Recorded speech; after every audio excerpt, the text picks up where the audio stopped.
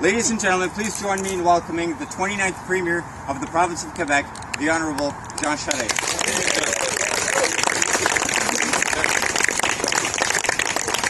Thank you, Justin. That's a great introduction. I should tell you, before coming over, I almost canceled. I hesitated a great deal.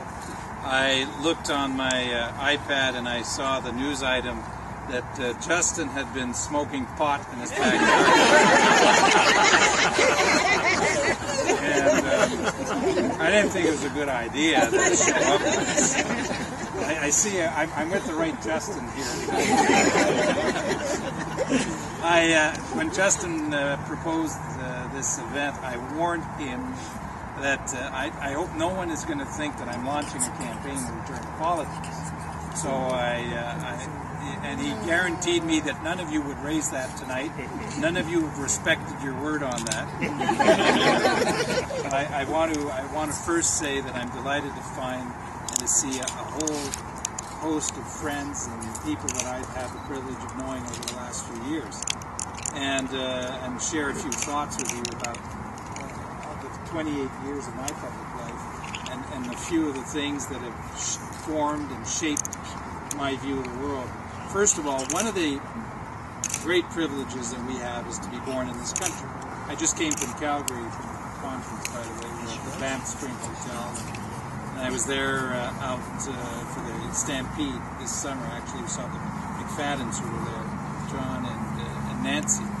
And one of the great privileges of living in this country is that you realize with time that we've won the lottery of citizenship.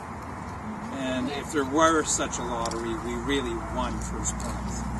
The challenge we have is appreciating what we have. Not all Canadians, I think, have a true sense of what it is that we have been given and awarded to, and the legacy that we've inherited, and the responsibility that comes with it to pass it on to the next generation.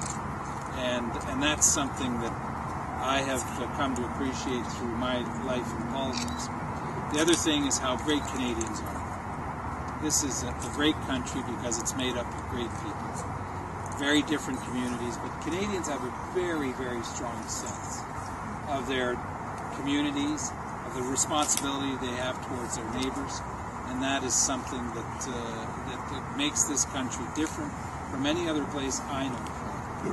And it makes this country and its people very special. Now the challenge we have is that we have a huge country and only 35 million people and a lot of diversity through language, through our history. The challenge is to make it work and allow Canadians to get a sense of this and to get the leadership that will make it work also.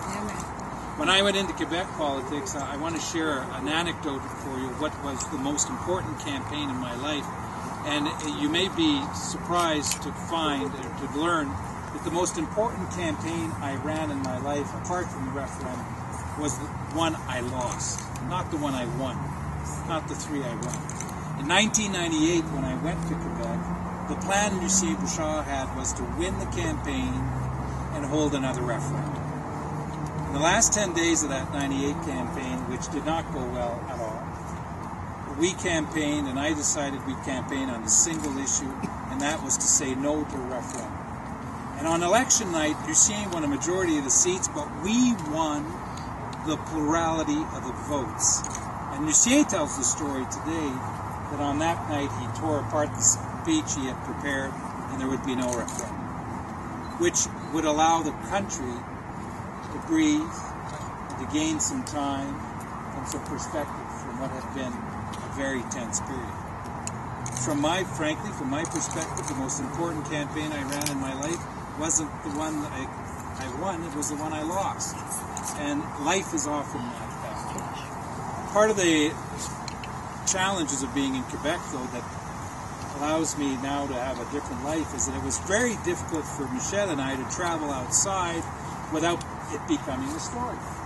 If I came to Toronto, the media in Quebec was very particular. I know your media is great here. But they'd write, Charest looks happier in Toronto than he does in Quebec City.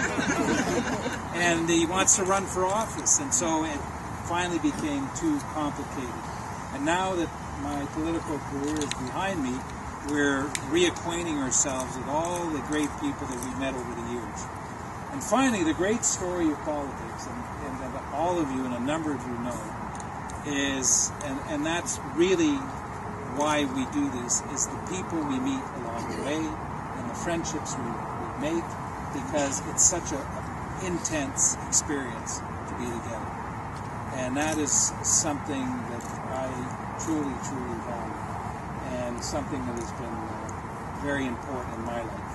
Politics has shaped me. I'd go so far as to say, Justin, that even being the head of a caucus of 2 members is part of what shaped me for what awaited me in Quebec.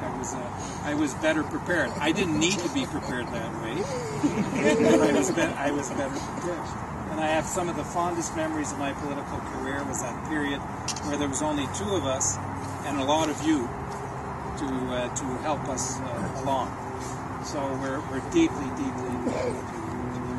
I'm now with a law firm with McCarthy Tetro, who has offices all over the country, and I travel a lot, and I do a lot of files abroad, and I'll be in France next week to speak to their business community, and I get a lot of requests for a number of things, and I enjoy that. My wife Michelle has been very active with the Canadian and International Red Cross, and she published a book 3 years ago of the pictures she took of about 10, 12 missions she did in different countries around the world, which is a bestseller in Quebec. And she was on TV last week at a variety show that's very popular because she was in Lac Mégantic and helping them. And Michelle's doing very well, and she couldn't be with us tonight, but she sends her love. And my oldest daughter is very typical of the story we all have. My oldest daughter, Amélie, married a Frenchman from Aix-en-Provence. He studied at McGill. They lived in New York. He was in banking for Amro. They've just moved to Hong Kong. And they have a daughter who was born in the United States who was an American. And this young Frenchman is very, very nice. Tell you how great he is. One of my security guys, after meeting him a few times, I brought him fishing, said to me, you know, Mr. Charest, this is called Julien. Julien is a very nice guy, you know, and for a Frenchman, he's a very nice guy. I did not pass on that conversation. It'll stay between us. I have a son in London at the London School of Economics who loves politics, and he would like to teach one day. And her youngest daughter is with a communications firm. She's very frustrated. This is her first year on the job. She's not paid enough, and she thinks she should be the president of the company. That may sound familiar to some of the members of your family. Finally, I want to thank those who were generous in helping to organize this event tonight. And Justin, actually, I'm not going to announce that I'm launching into a campaign, but there is someone here who should give it very careful thought. And if there's anyone who should think of running, it should be Justin.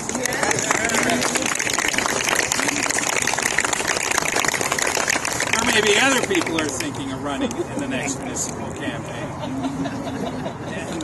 But I admit, I've never seen Toronto municipal politics as exciting as it is now. I want you to know, we used to think that Montreal politics in Quebec had it you guys beat, but I think you're in the lead right now. You're really in the lead. So thank you very, very much for being here tonight and for your friendship. And I hope that there'll be many other opportunities for us to cross paths again. Merci. Thank you.